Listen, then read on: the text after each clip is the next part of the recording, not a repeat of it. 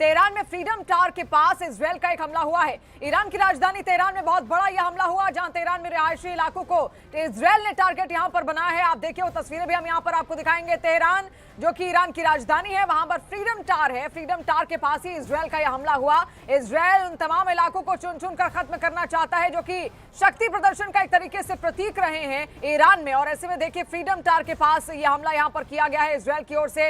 Israeli forces ने यह attack यहां पर किया, मिसाइल के जरिए हमला किया गया और अफरा तफरी का माहौल उस वक्त वहां पर बनता हुआ दिखा। आप देखिए पूरा इलाका धुआं धुआं हो चुका है और भयंकर धुएं के गुबार से घिरा हुआ है। तो आप सोचिए कितना भयंकर यह अटैक भी वहां पर रहा होगा जो इजरायल ने ईरान पर किया। अब भी ये हमले रुके नहीं है, जवाबी कार्रवाई ईरान भी लगातार कर रहा है। इजरायल की ओर से भी कई सारी मिसाइलें लगातार यहां पर दागी जा रही हैं। लेकिन सवाल यही है कि क्या युद्ध खत्म होगा? युद्ध खत्म होगा तो कैसे? सबसे बड़ा प्रश्न चिन्ह तो यही है। और इसीलिए लगातार कई तरीके के कयास भी वहां पर लगाए जा रहे हैं। लेकिन सबसे ज्यादा अगर परेशानी इस पूरे युद्ध में किसी को हो रही है तो वहां पर जो आम नागरिक हैं उनको हो रही है। आप देखिए किस तरीके से वहां पर हर कोई इस वक्त अक्का बक्का है और लगातार कई अटैक्स यहां पर अब तक इजरायल की ओर से ईरान में किए गए। और कल भी हमने खबर आपको पहुंचाई थी, 200 लोगों की मौत की खबर वहां सामने आई थी। लेकिन अब यह आंकड़ा दिन बर दिन हर घंटे के हिसाब से, हर सेकंड के हिसाब से और ज्यादा बढ़ता हुआ यहां पर दिख रहा है। आप देखिए तस्वीर इजरायल के तेहरान से ही हम आपको दिखा रहे हैं। तेहरान में किस तरीके से ईरान के तेहरान में वहां पर इजरायल ने ये विस्फोट किया और उसके बाद वहां पर गाड़ियां जो आगे जाना चाहती थी वो भी आगे बढ़ती हुई नहीं दिख रही हैं। आप देखिए गाड़ियां सब पीछे होती हुई दिख रही हैं। लोग वहीं पर थम गए हैं, लोग वहीं पर रुक गए हैं। जो उस एरिया तक जाना भी यहां पर चाहते थे वहां तक भी वो नहीं जा पा रहे हैं। और ऐसे में आप देखिए पूरा क्षेत्र वहां पर फिलहाल कवर अप उसको कर दिया गया है। तेहरान में रिहायशी इलाका बताया जा रहा है जहां पर भारी मात्रा में लोग वहां पर रहा करते थे। लेकिन अभी फिलहाल किस तरीके से उसी को टारगेट किया।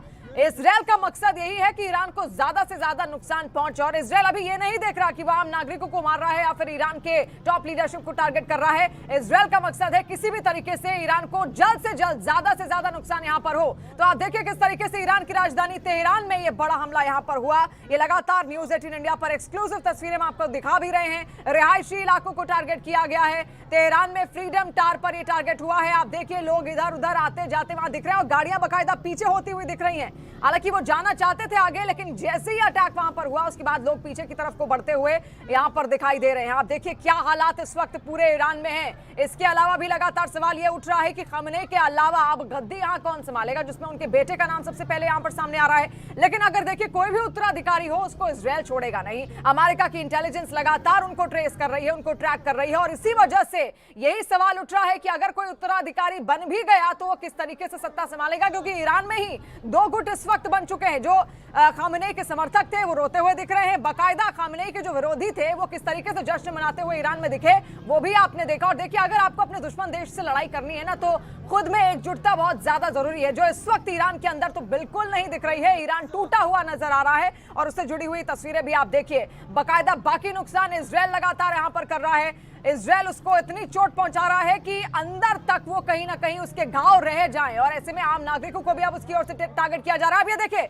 फिर से ये सैटेलाइट इमेजेस जो सामने आ रही है, जो ड्रोन के जरिए जो इमेजेस यहां पर सामने आ रही है उनको आप देखिए। तेहरान में कैसे कई सारे ब्लास्ट एक साथ किए गए, रिहायशी इलाकों को यहां पर टारगेट किया गया है और सब कुछ पूरा इलाका आपको धुआं धुआं होता हुआ इस वक्त यहां पर दिख रहा है। आप देखिए किस तरीके से वार पलटवार लगातार यहां पर जारी है और ये प्रहार इस वक्त इजरायल की ओर से यहां पर किया गया। हालांकि ईरान ने भी देखिए आज इजरायल पर कई सारी मिसाइलें दागी, लेकिन क्योंकि इजरायल का जो एयर डिफेंस सिस्टम है काफी ज्यादा अपने आप में मजबूत है और इसी वजह से उनकी सारी मिसाइलें वहां पर इंटरसेप्ट कर ली जाती हैं। और ईरान के पास ऐसा कोई भी डेवलपमेंट खास तौर पर नहीं है। एयर डिफेंस के लिहाज से कहा जाए तो बहुत खास उसके पास कोई एयर डिफेंस सिस्टम नहीं है। हालांकि S-300 का इस्तेमाल वो करता जरूर है, लेकिन उस मजबूती के साथ आप देखिए उस तरीके की जो प्रोटेक्शन मिलनी चाहिए ईरान को वो उसके पास है नहीं। और चारों तरफ से वो अमेरिकी एयरबेसेस से घिरा हुआ है, इजरायल से घिरा हुआ है, अरब नेशन से घिरा हुआ है, जहां पर उसने कई मिसाइलें दाग भी दी और सारे अरब नेशन धीरे धीरे उसके विरोध में यहां पर आते हुए दिख भी रहे हैं। और ऐसे में उसके लिए हालात और बद से बदतर होते जा रहे हैं। हर घंटे के साथ हर अपडेट न्यूज 18 इंडिया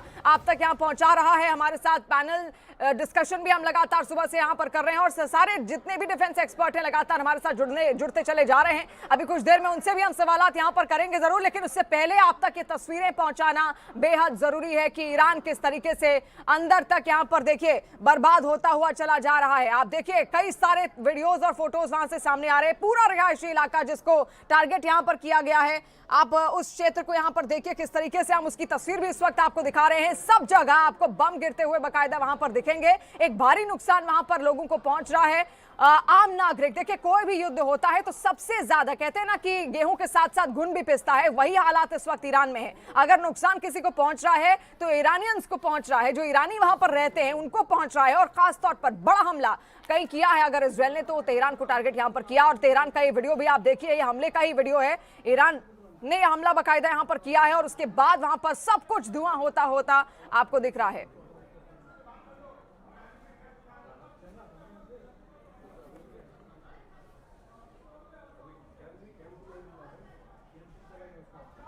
और देखिए, उत्कर्ष राठौर जी डिफेंस एक्सपर्ट है, वो हमारे साथ यहां पर जुड़ रहे हैं। और इसके अलावा प्रभु दयाल जी भी हमारे साथ इस वक्त जुड़ रहे हैं, फॉर्मर डिप्लोमेट वो भी रहे हैं, और दोनों से हम बातचीत यहां पर करेंगे। सबसे पहले उत्कर्ष जी, आपसे ही मैं जानना चाहूंगी, अब जिस परिस्थिति में ईरान लगातार यहां पर पहुंच रहा है, बार बार यही बात सामने आ रही कि बहुत अच्छा डिफेंस सिस्टम नहीं है उसके पास, कैसे खुद का बचाव करेगा? अंदर दो धड़े यहां पर बढ़ चुके हैं, कैसे खुद का बचाव करते हुए अब ईरान दिखेगा? लग नहीं रहा कि बहुत ज्यादा लंबी जंग अब छिड़ पाएगी। देखिए, युद्ध का आउटकम क्या है ये तो खैर सभी को पता था। ईरान की जो कमज़ोरियां हैं, सबसे बड़ी कमज़ोरी उसकी है एयरफोर्स, दूसरी कमज़ोरी है ईरान की नेवी, और तीसरी सबसे बड़ी कमज़ोरी है कि ईरान के अंदर इंटेलिजेंस की इतनी ज़्यादा पैठ हो चुकी है कि ईरानियों को खुद समझ में नहीं आ रहा है कौन किसकी खबर दे रहा है। तो अभी हालात ये हैं कि ईरान का एयर स्पेस पूरी तरीके से कॉम्प्रोमाइज़ हो चुका है। इज़राइल के और अमेरिका के हवाई जहाज़ वहाँ जा रहे हैं, उनके मिसाइल्स को रोकने वाला कोई नहीं है।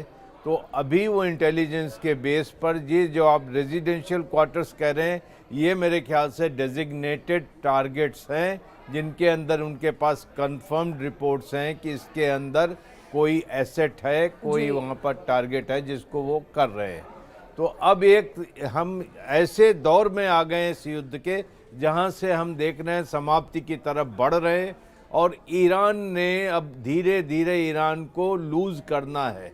ईरान के पास जो मिसाइल पावर थी वो उसने फायर कर दी है। अब उसके आगे क्या होगा, मुझे लग रहा है कि एक जो आउटकम हम सभी समझ रहे थे कि ईरान को अंततः यहाँ हारना पड़ेगा, वही उस तरफ ये सारा युद्ध बढ़ते हुए नजर आ रहा है। जी प्रभु जी, आप इसको लेकर क्या कहेंगे? क्योंकि कल ईरान के एक जनरल थे, उनका एक कहना था अभी तो हमने अपनी कबाड़ मिसाइलों का इस्तेमाल किया है, अभी असली ताकत तो आपने हमारी देखी नहीं। अमेरिका ने भी इस बात को कहा कि हमने उम्मीद नहीं की थी कि ईरान इतने ही हमले करेगा, हमें लगा इससे डबल ट्रिपल वो हमले करेगा, उस लिहाज के हमले हुए नहीं। ईरान बार बार कह रहा है बहुत मिसाइलें उसके पास, और पूरे मिडिल ईस्ट जानता है कि कितनी मिसाइलें उसके पास रखी हैं। तो क्या यही हमले थे, यही मिसाइलें थी उसके पास? जो मिसाइल सिटी की बात हो रही थी, कहाँ गया सब कुछ?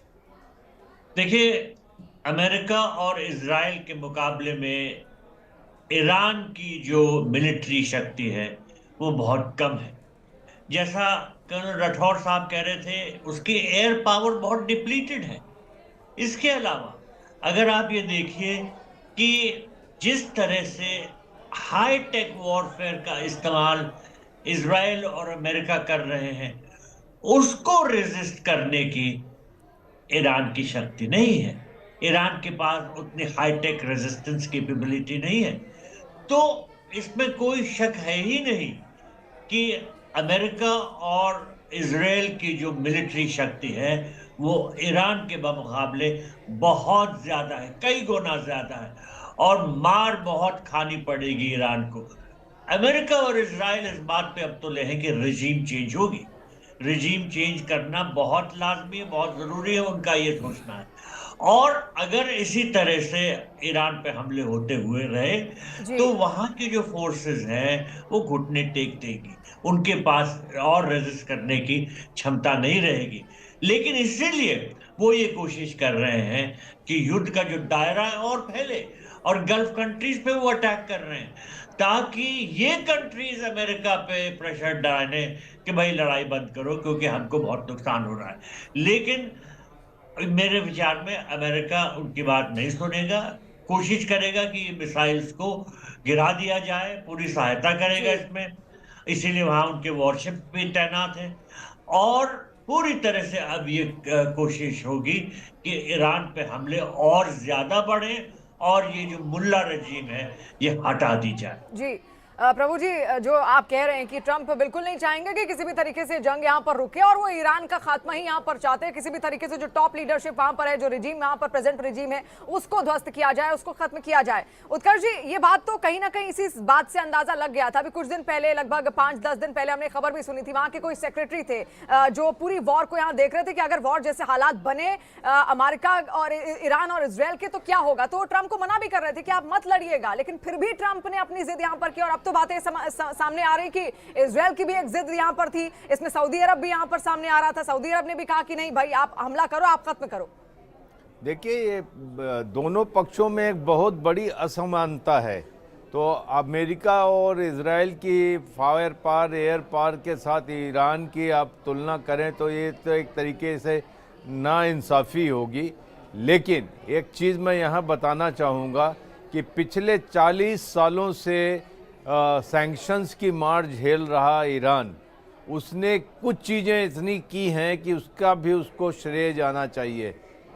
जहाँ तक बात आती है मिसाइल्स की, हाइपरसोनिक मिसाइल्स उसके पास है, ड्रोन्स की, और सर्वाइवल की बात कीजिए तो किसी भी मुल्क ने इतनी बड़ी सैंक्शंस के बाद कोई भी मुल्क सरवाइव नहीं कर पाया।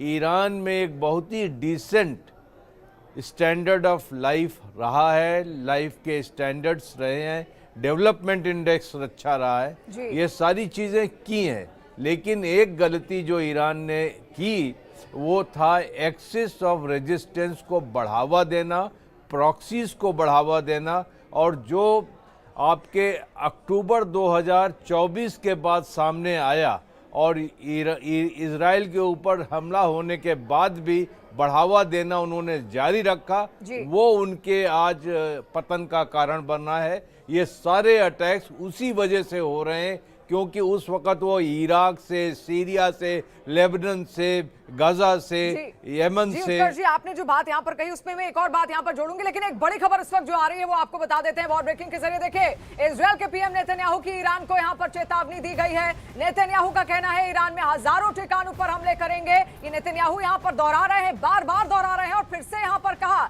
निर्दोष लोगों की आजादी चाहिए। ये उन्होंने कहा है आतंक के शासन को उखाड़ फेंकेंगे। देखिए, ईरान का जो प्रेजेंट रिजीम है वो इजरायल के लिए आतंकी एक तरीके से था और उसको किसी भी तरीके से वो खत्म करना चाहते थे। ईरान भी यही चाहता था। ईरान इजरायल को छोटा बदमाश बोलता है और अमेरिका को बड़ा बदमाश कहता है। उसका भी यही मानना था कि इन दोनों को खत्म हो जाना चाहिए, और इसीलिए लगातार जो विरोध यहाँ पर आप देख रहे थे, यही एक कारण था। लगातार इजरायल ईरान पिछले साल भी भिड़े थे आपस में, 12 दिन का वो युद्ध हुआ था, और आज फिर से जब यहाँ पर भिड़े, लेकिन इस बार मकसद यही है कि ईरान में जो प्रेजेंट रेजिम है, जो आयतुल्लाह अली खामनेई थे, उनके जितने भी उत्तराधिकारी हैं, उन सब का खात्मा किया जाए, क्योंकि वो अमेरिका को सुनते नहीं है, वो इजरायल को सुनते नहीं है, वो इजरायल को चाहते नहीं है, इजरायल को पसंद नहीं करते, और इसी वजह से उनका मकसद यही था कि किसी भी तरीके से इस प्रेजेंट रेजिम को खत्म कर दिया जाए। उत्कर्ष जी, आपने एक बात यहाँ पर कही कि बहुत सारी खामियां भी थी ईरान के अंदर, जो रेजिस्टेंस वहां पर पैदा की गई। इसके अलावा प्रभु जी, मैं ये आपसे समझना चाहूंगी, ईरान शायद समझ नहीं पाया इस बात को। जेन जी का प्रदर्शन हमने अलग अलग देशों में देख लिया किस तरीके से हुआ है। जो विरोध वहां पर खामनेई को झेलना पड़ा ना, वो जेन जी के थ्रू ही झेलना पड़ा था।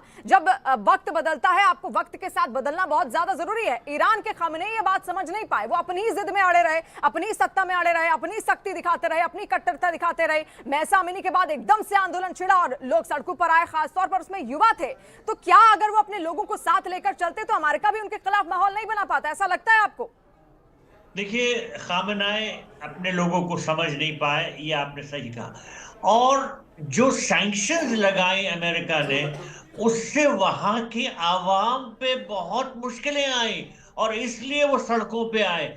जो रिजीम के लोग हैं उनकी लाइफस्टाइल में तो कोई खास फर्क नहीं आया, और जो आम आदमी है उसकी जिंदगी तो बिल्कुल नष्ट हो गई, तहस नहस हो गई। जब मैं ईरान में पोस्टेड था 1990s में एज डिप्टी एम्बेसडर, तब $1 3,000 रियाल का था, $1 3,000। अब वो $1 1.5 मिलियन रियाल्स का है। तो इसकी वजह से वहां जो कीमतें हैं बहुत बढ़ गई हैं, और जो वहां के लोग हैं उनकी जिंदगी तो हराम हो गई है। कैसे वो कॉस्ट ऑफ लिविंग बर्दाश्त करें, और इसीलिए न बर्दाश्त करने की स्थिति में वो सड़कों पे हैं।